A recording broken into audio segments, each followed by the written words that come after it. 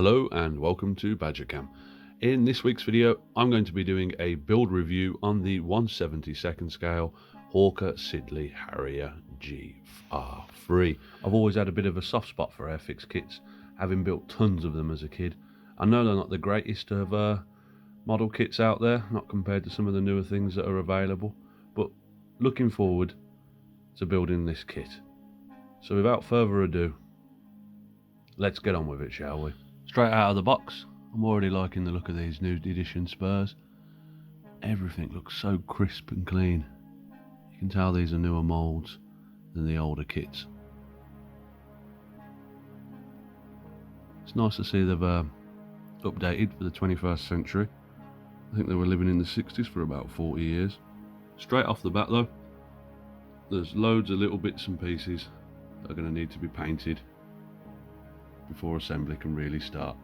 So what I'm going to do is I'm going to go through, have a quick look at the instructions, and anything that might need painting later on, I'm going to paint it now, get that out of the way so I can just crack on with building. A short while later, that's the pilot in his seat done. Now he's only 1/72 scale, so he's going to be a bit on the impressionist side, but I'm quite happy with that, to be honest with you. One thing that I thought's nice, if I can get the camera to focus on it, is that Airfix do provide quite a few decals for inside the cockpit, and even though they're not perfect, they'll give a nice impression of what's supposed to be there when viewed through the cockpit glass later on. No issues to report with the building so far. Everything's coming together quite easy. Just got a tiny little problem with some of the instructions. A little bit of a pet peeve, more than anything, is Airfix. Most of the time when they want you to paint something before you install it, they shade it in on the instructions. On some parts, like these bits here and here, and parts like this bit here, they don't do it. And yeah, you really have to read the instructions and double check that you've painted everything before you start building it. I just wish they shaded it. I mean, they use that same sort of grey for a bunch of different colours. I mean, there it's 164 and up there it's 33, so that's a dark grey and a black going up to light grey, and it's all the same blooming grey. Why not just highlight them all? Anyway, mini rant over. It's coming together well, that's what's important. I've just got to the end of step 21, and so far so good. Absolutely no complaints. All of this is fitting together absolutely beautifully. A little bit of a seam line needed to be removed on the top and bottom, but that's pretty much standard. Nothing's been a bit awkward or anything like that. It's been a really nice fit actually. I think Airfix might have upped the game since I last built one. Just finished putting all of the weapons carriers on, and the jets still not a single issue. It's all going together really quick actually. Most of this has only took me a morning to do. Now moving on to the undercarriage. I spoke too soon about there being absolutely no issues whatsoever. Just there, just where the tip's tapping, there's a little square that needs to be cut away in order to put these two pieces together with a sharp knife. And a little bit of caution there. 2 seconds and you'll be well on your way again. Anyway, moving on.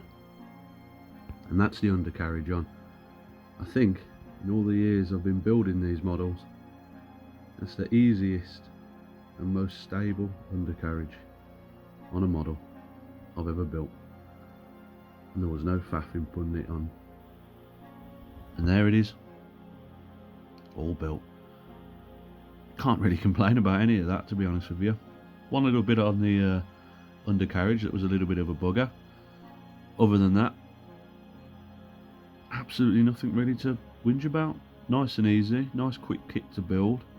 This has been a very enjoyable afternoon. All I've got to do now is leave it to dry for a bit and get some layers of paint on it. So in conclusion, with this kit, fantastic, be perfect for a beginner. There's really nothing that needs to be faffed around with. Now all that's left to do is to ruin it with a terrible paint job. So I'll be right back and show you what I come up with. And that's it with a couple of coats of paint on. It's really starting to look the part now. Just got to get them decals on.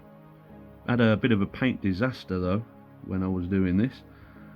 I'll flick across to a picture now just to show you the mess that it could have been.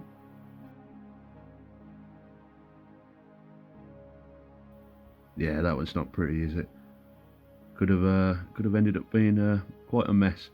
Always thin your paints out, make sure they're watered down a bit. I tried to rush it and put a heavy first coat on, well, second coat on after the base coat, and yeah, that could have turned out really blooming badly. But anyway, on to what I did for the paint. I used Vallejo Forest Green for the greens, Army Painter Dungeon Grey for the greys, and Strong Tone for the panel lines. Now, the green and the grey are a little bit too dark for what it's meant to be. But what I did simply after it had all dried is mixed in a little bit of yellow with the forest green and dry brushed that over to lighten it up a bit.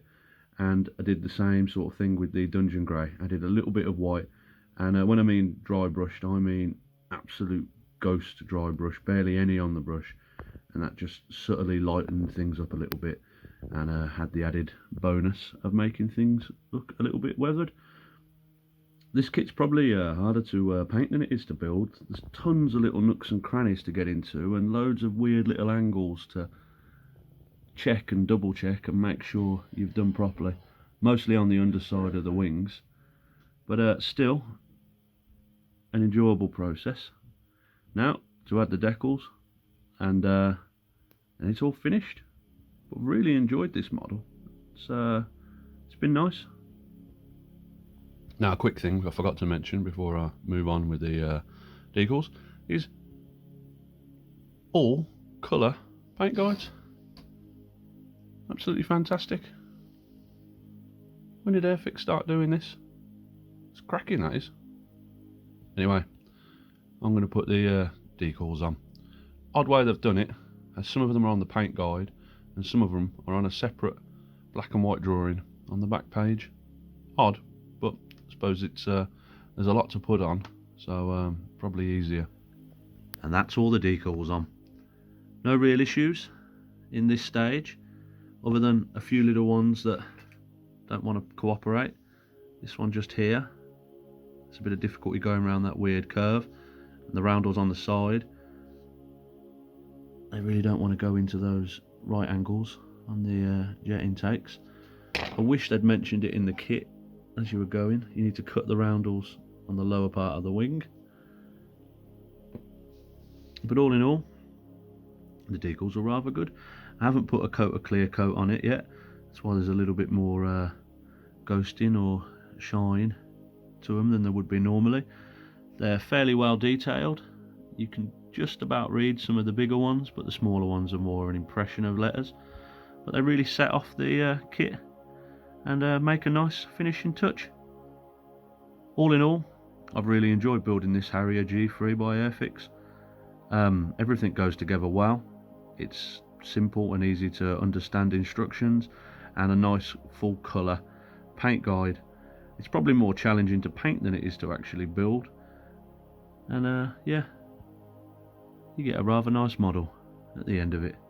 If you're thinking of getting one of these, or you're just starting out in Airfix or building models, this is the perfect sort of model kit for a beginner. Has been skill level 2.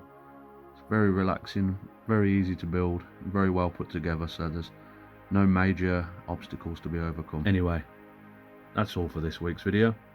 I hope if you're building one of these at home that you found this video helpful, or if you're thinking of getting one, that it's helped you make up your mind. Stay tuned for a few pictures of it under better lighting than this. But until next time, look after yourselves. Have a good one. Goodbye.